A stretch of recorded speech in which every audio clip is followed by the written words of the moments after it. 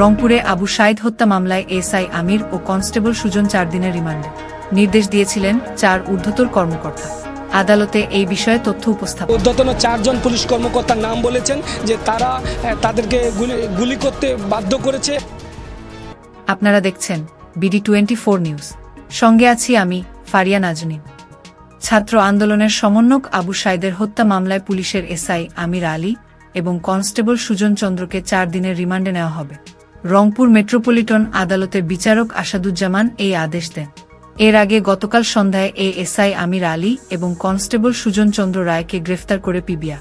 গত 16 জুলাই বিশ্ববিদ্যালয়ের 2 নম্বর গেটের সামনে পুলিশের গুলিতে নিহত হন রোকিয়া বিশ্ববিদ্যালয় 12তম ব্যাচের শিক্ষার্থী আবু সাঈদ। তার বড় ভাই রমজান আলী রংপুর অতিরিক্ত চিফ মেট্রোপলিটন আদালতে একটি হত্যা মামলা করেন 18 আগস্ট।